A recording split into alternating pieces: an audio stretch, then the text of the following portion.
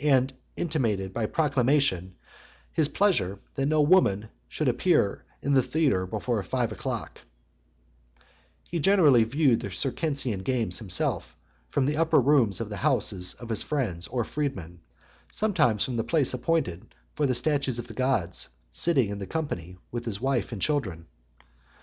He occasionally absented himself from the spectacles for several hours, and occasionally for whole days, but not without first making an apology, and appointing substitutes to preside in his stead.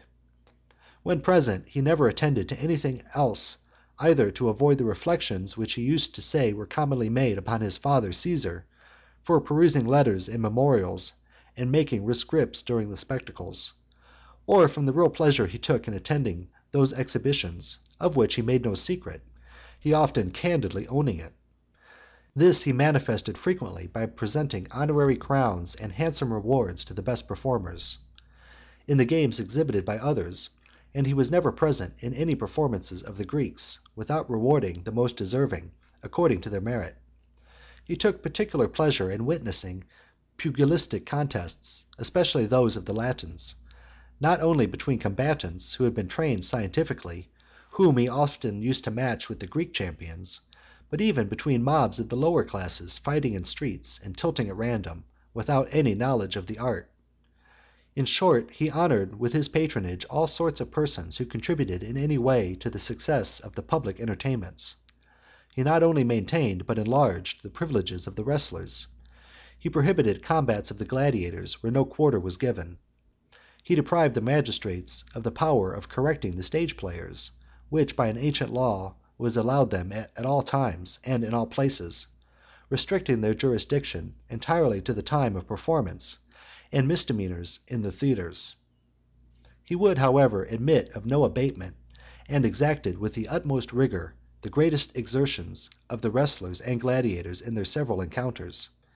He went so far in restraining the licentiousness of stage players, that upon discovering that Stephanio, a performer of the highest class, had married a woman with her hair cropped and dressed in boy's clothes to wait upon him at table, he ordered him to be whipped through all 3 theatres, and then banished him.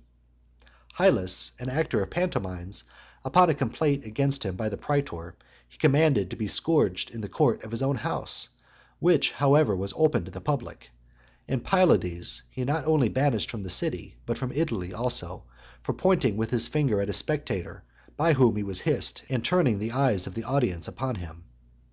Having thus regulated the city and its concerns, he augmented the population of Italy by planting in it no less than 28 colonies, and greatly improving it by public works and a beneficial application of the revenues. In rights and privileges he rendered it in a measure equal to the city itself, by inventing a new kind of suffrage, which the principal officers and magistrates of the colonies might take at home and forward under seal to the city against the time of the elections. To increase the number of persons of condition and of children among the lower ranks, he granted the petitions of all those who requested the honor of doing military service on horseback as knights, provided their demands were seconded by the recommendation of the town in which they lived. And when he visited the several districts of Italy, he distributed 1,000 sesterces a head to such of the lower class as presented him with sons or daughters. The most important provinces, which could not with ease or safety be entrusted to the government of annual magistrates, he reserved for his own administration. The rest he distributed by lot amongst the proconsuls, but sometimes he made exchanges, and frequently visited most of both kinds in person. Some cities in alliance with Rome, but which their great licentiousness were hastening to ruin, he deprived of their independence. Others which were much in debt he relieved and rebuilt such as had been destroyed by earthquakes. To those who could produce any instance of their having deserved well of the Roman people, he presented the freedom of Latium, or even that of the city. There is not, I believe, a province, except Africa and Sardinia, which he did not visit. After forcing Sextus Pompeius to take refuge in those provinces, he was indeed preparing to cross over from Sicily to them, but was prevented by continual and violent storms, and afterwards there was no occasion or call for such a voyage. Kingdoms, of which he had made himself master by the right of conquest, a few only excepted, he either restored to their former possessors, or conferred upon aliens. Between kings of alliance with Rome, he encouraged most intimate union, being always ready to promote or favor any proposal of marriage or friendship amongst them, and indeed treated them all with the same consideration, as if they were members and parts of the empire. To such of them as were minors or lunatics, he presented guardians, until they arrived at age, or recovered their senses; and the sons of many of them he brought up and educated with his own. With respect to the army, he distributed the legions and auxiliary troops throughout the several provinces. He stationed a fleet at Misenum and another at Ravenna, for the protection of the upper and lower seas. A certain number of the forces were selected to occupy the posts in the city, and partly for his own bodyguard; but he dismissed the Spanish guard, which he retained about him until the fall of Antony, and also the Germans, whom he had amongst his guards until the defeat of Varus. Yet he never permitted a greater force than 3 cohorts in the city, and had no praetorian camps. The rest he quartered in the neighborhood of the nearest towns, in winter and summer camps.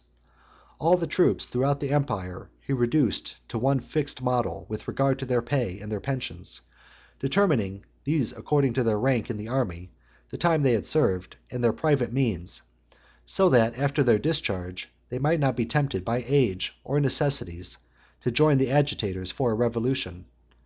For the purpose of providing a fund always ready to meet their pay and pensions, he instituted a military exchequer, and appropriated 2 taxes to that object. In order to obtain the earliest intelligence of what was passing in the provinces, he established posts, consisting at first of young men stationed at moderate distances along the military roads, and afterwards of regular couriers with fast vehicles, which appeared to him the most commodious, because the persons who were the bearers of dispatches written on the spot might then be questioned about the business as occasion occurred. In sealing letters patent, rescripts, or epistles, he at first used the figure of a sphinx, afterwards the head of Alexander the Great, and at last his own, engraved by the hand of Dioscorides, which practice was retained by the succeeding emperors. He was extremely precise in dating his letters, putting down exactly the time of day or night at which they were dispatched. End of Caesar Augustus, Part 3.